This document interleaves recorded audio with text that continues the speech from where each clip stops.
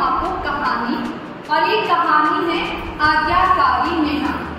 और ये कहानी मैंने खुद से बनाई है। ये कहानी किताबों में नहीं मिलेगी, कहीं पे नहीं मिलेगी, मैंने खुद से बनाई है। और इससे आप लोगों ने मुझे बताना है कि इससे आपको क्या शिक्षा मिली कहानी खत्म होने के बाद, ठीक है? तो ध्यान से सुनना।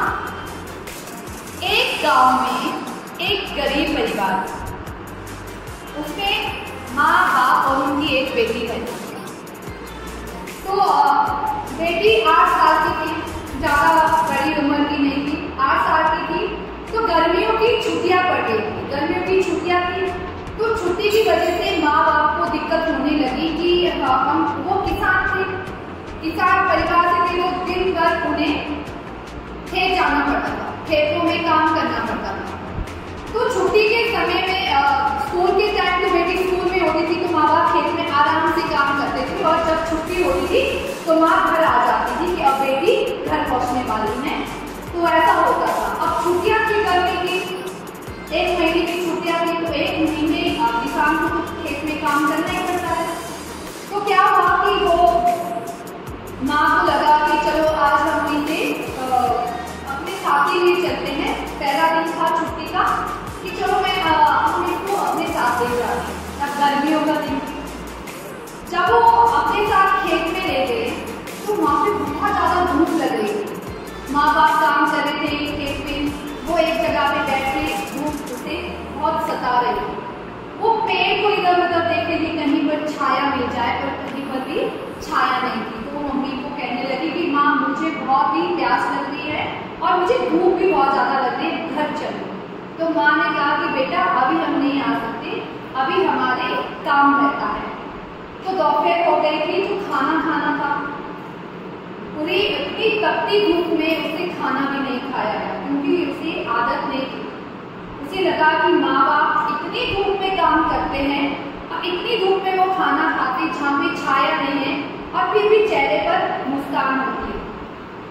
तो उसने माँ बाप को देकर खाना खाया। शाम हुई, वापिस घर आए घर में। फिर मम्मी ने जो भी उसकी माँ ने खाना, शाम का खाना भी बनाना था, तो खाना बना के फिर सो गई। दूसरी सुबह हुई, मौसम खराब। अचानक इतना मौसम खराब हुआ और खेत में काम करने को जाना ही था, जो बुराई बिजाई उन्होंने जो की थी। तो बापूजी ने, जो उसके पिताजी ने कहा कि बेटी आज तुम हमारे साथ नहीं आ सकती, क्योंकि बहुत ज़्यादा मौसम खराब है और बहुत तेज तूफान आ सकता है। तो उस तूफान में तुम सहन नहीं कर पाओगे। तो उसने जिद की कि नहीं नहीं मुझे तो आना ही है।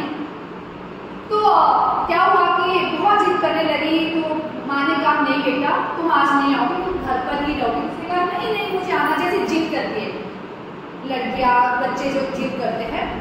तो पिताजी ने समझाया कि बेटा हमारे साथ आओगे तो हमें भी दिक्कत हो जाएगी, हम तुम्हें संभालेंगे तूफान में या खुद को संभालेंगे। तुम आराम से घर में बैठो, तुम्हारे लिए खाने पीने की व्यवस्था की जाएगी और तुम घर पे रहो। उसने कहा कि नहीं मुझे आना है। फिर माँ ने उसे समझाया, फिर वो समझ गई कि ठीक है माँ मैं घर पर ही रहूँगी। तो माँ ने कहा ठीक है बेटा हम चलते हैं। तो तुम्हारे लिए यहाँ पे मैंने खाना रखा है और फ्रूट रखे, ड्राइंग रखी। तुम जब परेशान हो जाएगी, बोर हो जाएगी, तो ड्राइंग का काम करना, जो भी आर्ट मुझे आता है। तो घर में टीवी कुछ नहीं था, वो साधन नहीं था, क्योंकि गरीब परिवार से थे, तो सिर्फ खाना पीने का ही साधन होता था।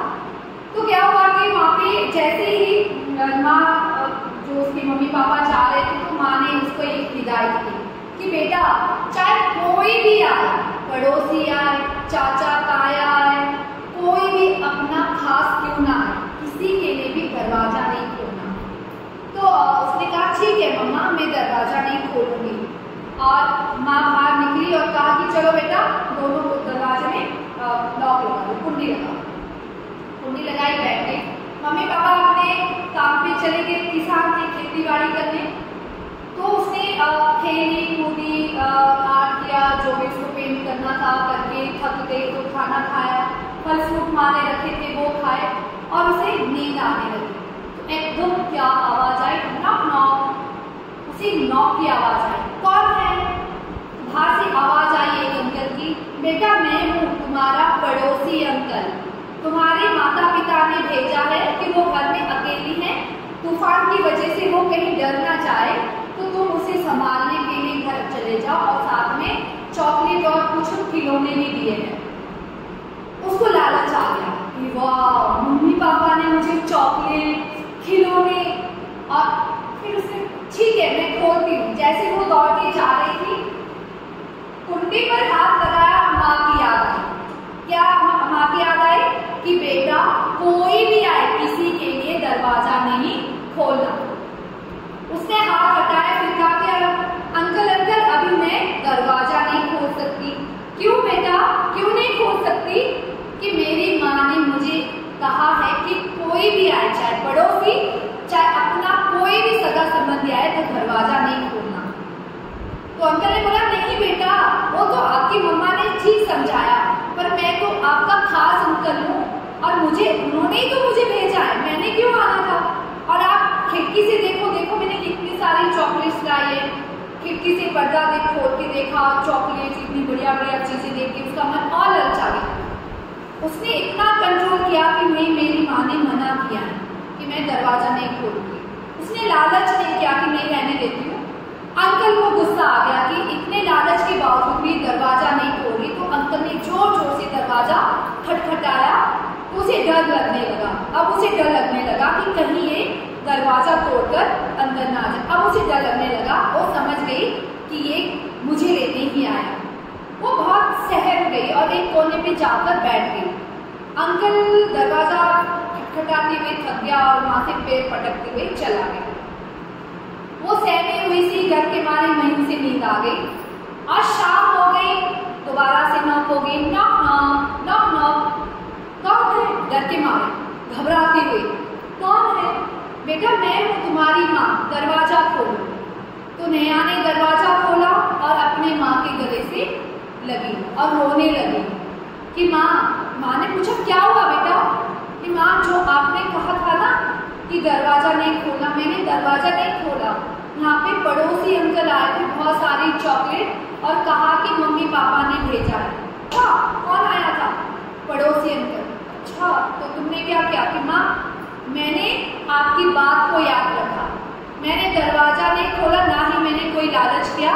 तो माँ ने कहा शाबाश बेटा, अगर तुम लालच करती तो तुम आज यहाँ पर नहीं होती, तुझे वो बेच देता, काट देता, तुम्हारे अंग को बेच देता। तो अच्छा है बेटा कि तुमने माँ का कहना माना, अगर माँ का कहना नहीं मानती तो आज तुम जिंदा नहीं होती। तो ये इसी के साथ ये कहानी समाप्त होती है। अब मुझे ये बताइए कि आपको इससे क्या, इस कहानी से हमें ये शिक्षा मिलती है कि हमें बड़ों की आज्ञा का पालन करना चाहिए और हमेशा सतर्क रहना चाहिए। धन्यवाद।